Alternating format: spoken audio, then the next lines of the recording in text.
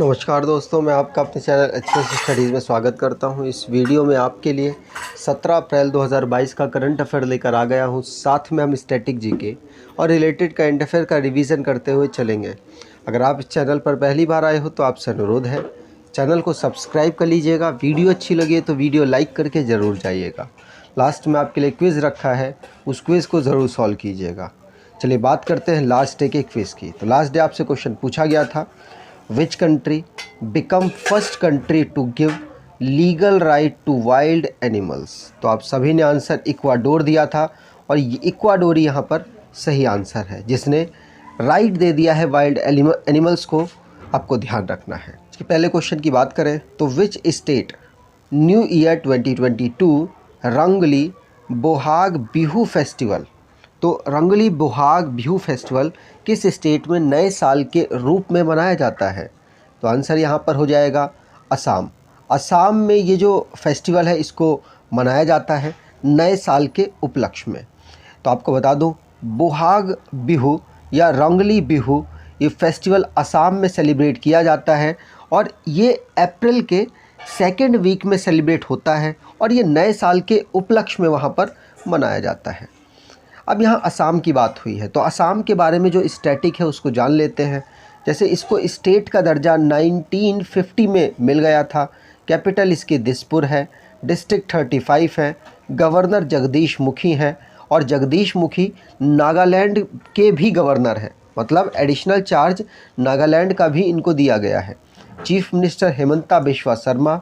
Legislature unicameral है, जहाँ की असेंबली में 126 सीट, राज्यसभा में 7 सीट, लोकसभा में 14 सीट्स आती हैं। यहाँ का हाई कोर्ट गुवाहाटी में लोकेटेड है। नेशनल पार्क की बात की जाए तो Dibru Saikhowa national park, Kaziranga national park, Manas national park, Nameri national park Rajiv Gandhi Orang से हटा दिया गया है, लेकिन मैंने स्लाइड में इसलिए नहीं हटाया जिससे आपको पता रहे। तो उरंग नेशनल पार्क अब ये रह गया है।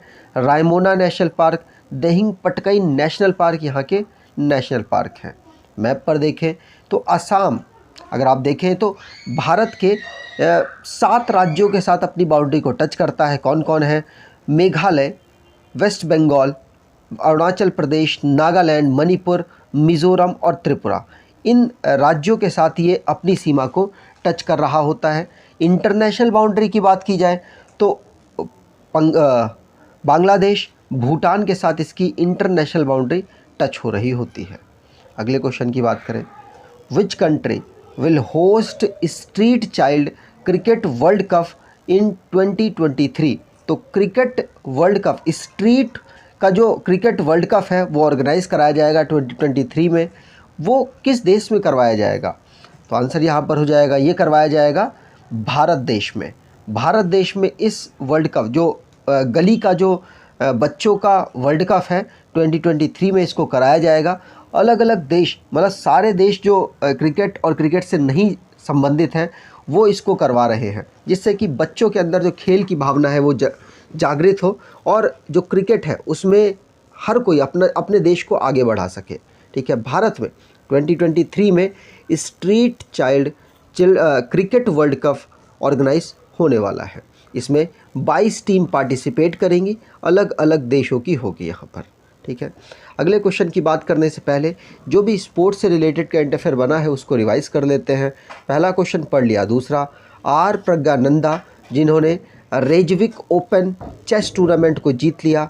ऑस्ट्रेलिया के विक्टोरिया में 2026 में कॉमनवेल्थ गेम ऑर्गेनाइज कराया जाएगा। Netherlands won FIH junior women's hockey world cup 2022। BCCI के जय शाह, BCCI के सेक्रेटरी हैं जय शाह, उनको मेंबर बनाया गया है ICC क्रिकेट कमेटी का। फर्स्ट खेलो India national ranking women archery tournament Jharkhand के जमशेदपुर में ऑर्गेनाइज कराया गया। R अश्विन जो कि भारत के ऑफ स्पिनर हैं, उनको वो पहले प्लेयर बने हैं जो कि IPL में रिटायर्ड आउट हुए हैं। ICC player of the month March के लिए बाबर आजम और रकेल हाइंस को दिया गया है। रकेल हाइंस की बात की जाए तो ये ऑस्ट्रेलिया के और बाबर आजम पाकिस्तान के प्लेयर हैं। F1 ऑस्ट्रेलियन ग्रैंड प्रिक्स 2022 को चार्ल्स लेक्लेयर के द्वारा जीत लिया गया। अगले क्वेश्चन की बात करें, SSC CGL एग्ज़ाम अगर आप तैयारी कर रहे हैं, इसको दे रहे हैं, तो आपसे अनुरोध है कि आप इस ई बुक को परचेज़ कर सकते हैं। 700 बेस्ट क्वेश्चंस का कलेक्शन है यहाँ पर और मोस्टली एक्सपेक्टेड क्वेश्चंस आपको यहाँ पर मिल जाएंगे। अगले क्वेश्चन की बात करें, who nominate individual category international Gandhi award for leprosy 2021। हमारे जो वेंकैया नायडू 13वें नंबर के जो वाइस प्रेसिडेंट साहब हैं, उनके द्वारा इस अवार्ड को दिया गया। और इंडिविजुअली अगर बात की जाए तो भूषण कुमार जी को ये अवार्ड मिला है। In the international Gandhi award for leprosy 2021 इनको इंडिविजुअली कैटेगरी के लिए दिया गया है। बात की जाए किसी ऑर्गेनाइजेशन, किसी ट्रस्ट को किस ट्रस्ट को चुना गया है, तो सहयोग कुस्ता याग्ना ट्रस्ट जो गुजरात का है, उसको भी एम वेंकैया नायडू ने international Gandhi award for leprosy 2021 से सम्मानित किया। और डॉक्टर भूषण कुमार का नाम तो आपको ध्यान ही रखना है, ये चंडीगढ़ से बिलोंग करते हैं। ये जो अवार्ड है, ये जो इंटरनेशनल गांधी अवार्ड है, जो एक तरीके का पीस प्राइज़ है गांधी जी का, वो 1995 में देना स्टार्ट किया गया था। अभी रिसेंटली में अवार्ड्स दिए गए, उनको रिवाइज़ कर लेते हैं। पहला क्वेश्चन पढ़ लिया। दूसरा, फाल्गुनी नायर, उनको एंटरप्रेन्योर ऑफ द ईयर 2021 से सम्मानित किया गया। भूपेंद्र यादव जो कि हमारे एनवायरनमेंट मिनिस्टर हैं, उनके द्वारा।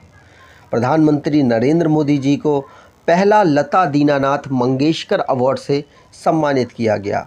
नीलमणि फुकन को 56 नंबर का ज्ञानपीठ अवार्ड दिया गया एसएमएस भाषा के लिए, लेकिन दामोदर मौजो को 57 नंबर का ज्ञानपीठ अवार्ड दिया गया। वो नाम भी आपको ध्यान रखना है, वो कोंकणी भाषा के ऑथर हैं, पोएट हैं। अमर मित्रा जी को प्रेस्टीजियस ओ हेनरी अवार्ड से सम्मानित किया गया। World press photo of the year Kamloops residential school की एक फ़ोटो है, उसको दिया गया है। फाल्गुनी शाह को, जो कि भारत और अमेरिका से बिलोंग करती हैं, बेस्ट चिल्ड्रंस म्यूज़िक एल्बम से सम्मानित किया गया। रामदर्श मिश्रा को सरस्वती सम्मान 2021 से सम्मानित किया गया। आरिफा जौहरी को चमेली देवी जैन अवार्ड से सम्मानित किया गया। अगले क्वेश्चन की बात करें, world voice day 2022 celebrates on, तो वर्ल्ड वॉइस डे कब सेलिब्रेट किया जाता है? तो आंसर यहाँ पर हो जाएगा, ये 16 अप्रैल को हर साल सेलिब्रेट किया जाता है। वॉइस की इम्पॉर्टेंस को कम्युनिकेशन में बताने के लिए इस डे को सेलिब्रेट किया जाता है। आपको बता दूँ, इसकी थीम रही थी लिफ्ट योर वॉइस।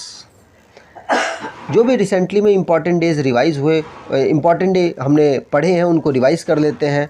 तो 57 नंबर का CRPF वैल्यू डे 9 अप्रैल को सेलिब्रेट किया गया। वर्ल्ड होम्योपैथी डे 10 अप्रैल को सेलिब्रेट हुआ। नेशनल सेफ मदरहुड डे 11 अप्रैल को सेलिब्रेट हुआ। 38 नंबर का सियाचिन डे 13 अप्रैल को सेलिब्रेट हुआ। अंबेडकर जयंती 14 अप्रैल। वर्ल्ड चगास डिसीज़ डे 14 अप्रैल। 103 ईयर हो चुके हैं जलियांवाला बाग मैस्करस के, उसको 13 अप्रैल को हम याद करते हैं। वर्ल्ड आर्ट डे 15 अप्रैल। वर्ल्ड वॉइस डे 16 अप्रैल और सेव द एलिफेंट डे 16 अप्रैल को हमने इस साल सेलिब्रेट किया।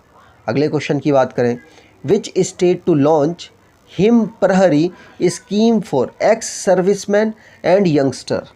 एक्स सर्विसमैन और यंगस्टर के लिए हिम प्रहरी स्कीम को किसके द्वारा लॉन्च किया गया है?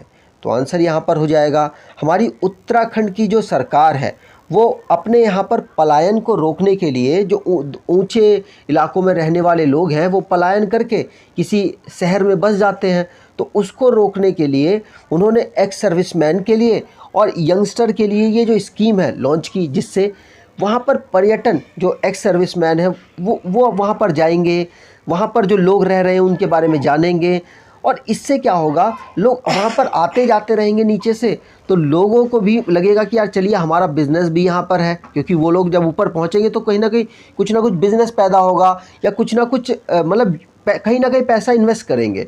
इन्वेस्ट करने का मतलब ये नहीं परमानेंटली वहाँ रहने लग जाएंगे, मतलब कुछ खरीदेंगे, उससे उनका कुछ होगा। मतलब पैसों की कमी से जो पलायन हो रहा है उसको रोकने के लिए हिम प्रहरी स्कीम को गवर्नमेंट उत्तराखंड की लॉन्च किया और अमित शाह जी को बुलाया गया, उनके द्वारा लॉन्च कराया गया है। उत्तराखंड के चीफ मिनिस्टर की बात की जाए तो पुष्कर सिंह धामी इसके चीफ मिनिस्टर हैं। कैपिटल इसकी देहरादून विंटर की है और गैरसैंण समर की है। Governor lieutenant general Gurmeet Singh है। अगले क्वेश्चन की बात करने से पहले जो भी स्टेट से रिलेटेड करंट अफेयर बने हैं उनको रिवाइज कर लेते हैं। पहला क्वेश्चन पढ़ लिया। दूसरा, MK स्टालिन चीफ मिनिस्टर हैं तमिलनाडु के। इन्होंने पेरियार मेमोरियल समथुआपुरम को लॉन्च किया है, याद रखना। वैसे पेरियार के नाम से केरल याद आता है, कंफ्यूज हो सकते हैं, इसलिए मैंने इस क्वेश्चन को हाईलाइट भी किया है। उत्तराखंड के चीफ मिनिस्टर पुष्कर सिंह धामी ने 164 एंटी करप्शन मोबाइल ऐप को लॉन्च किया। हिमाचल प्रदेश की कांगड़ा टी को GI टैग मिला है यूरोपियन कमीशन के द्वारा। मध्य प्रदेश ने मुख्यमंत्री उद्यम क्रांति योजना को लॉन्च किया। कर्नाटका ने कोऑपरेटिव बैंक को इस्टेब्लिश किया है, किसके लिए, जो मिल्क प्रोड्यूसर हैं, मतलब मिल्क का जो बिजनेस करते हैं उनके लिए। सरहुल फेस्टिवल को झारखंड में सेलिब्रेट किया गया, झारखंड में मनाया गया। तमिलनाडु की गवर्नमेंट ने कावल उत्थापी पब्लिक ऐप को लॉन्च किया, जो कि इमरजेंसी में पब्लिक की डायरेक्ट कनेक्ट करेगा एडमिनिस्ट्रेटर से। YS जगनमोहन रेड्डी जी जो कि चीफ मिनिस्टर हैं आंध्र प्रदेश के, उन्होंने 13 डिस्ट्रिक्ट को लॉन्च कर दिया। अब आंध्र प्रदेश में टोटल 26 डिस्ट्रिक्ट हो चुके हैं। अगले क्वेश्चन की बात करें। IAF Indian air force tie up with which IIT to develop solution to maintain weapon system. तो वेपन सिस्टम को मेंटेन और उनके जो सॉल्यूशन उनका जो मेंटेन के लिए जो सॉल्यूशन प्रोवाइड कराया जाएगा, जो डेवलप किया जाएगा, वो किस IIT के द्वारा किया जाएगा, इंडियन एयरफोर्स के लिए। तो इंडियन एयरफोर्स और IIT मद्रास ने टाई अप किया है कि भाई IIT मद्रास अब मेंटेन करने की कोशिश करेगी जो हमारी एयरफोर्स है उसके वेपन को। ठीक है, चलिए आगे बात करें। तो वेपन के जो उनके सिस्टम है उनको मेंटेन करने के लिए IIT मद्रास के साथ इंडियन एयरफोर्स के द्वारा टाई अप किया गया है। इंडियन एयरफोर्स की बात की जाए तो 8 अक्टूबर 1932 में इसको डेवलप किया गया था। आपको ध्यान रखना है इनके इस समय पर इनके चीफ कौन है, इंडियन एयरफोर्स के चीफ आपको कमेंट बॉक्स में टाइप करना है, फिर आगे बढ़ना है। ये जो काम किया गया है ये किया क्यों गया है, ये आत्मनिर्भर भारत के अंतर्गत काम किया गया। पहले क्या होता था, जो वेपन के सिस्टम को मेंटेन करने के लिए विदेशी कंपनियों का सहारा लिया जाता था। अब IIT मद्रास मदद करेगा तो ये आत्मनिर्भर बढ़ने की तरफ एक कदम है, जिससे कि भारत सेल्फ रिलायंस हो सके। अगला क्वेश्चन है, Svanidhi se Samriddhi introduced by which ministry. Svanidhi se Samriddhi introduce किया गया है हमारी जो मिनिस्ट्री है होम अफेयर्स वाली, उसके द्वारा। आपको बता दो, होम अफेयर्स एंड अर्बन की जो मिनिस्ट्री है उसके द्वारा। इसमें किया क्या जाएगा, देखिए पहले तो सबसे पहले आइडेंटिफाई किया जाएगा स्ट्रीट वेंडर है जो गली कूचे में किसी गली में रेडी लगाते हैं, उनको पहचाना जाएगा। पहचानने के बाद उनके अलग अलग बीमा कराए जाएंगे जो सरकार के द्वारा चलाए जा रहे हैं, जो कि अपनी उस सुविधाओं से वंचित रह गए हैं।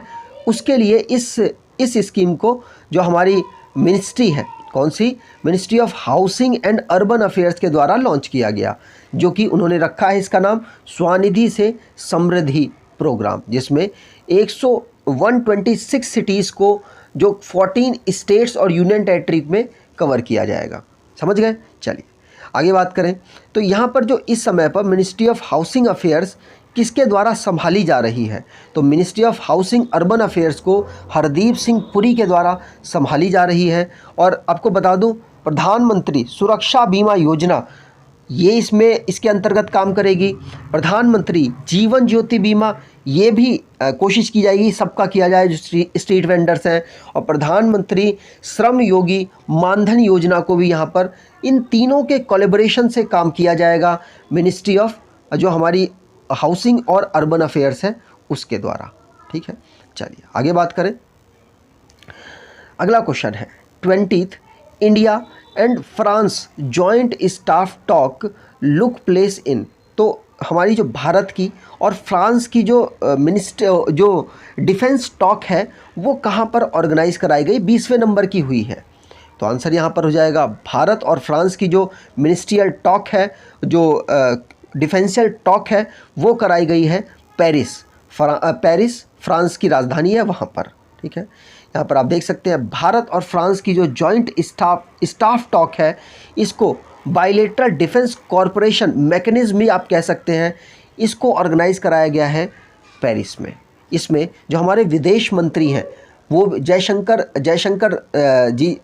जी के द्वारा भी पार्टिसिपेट किया गया है।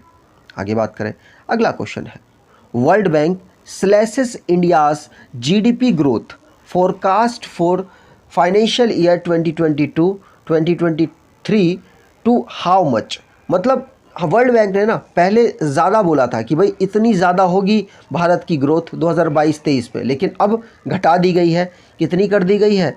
तो अब कर दी गई है 8%।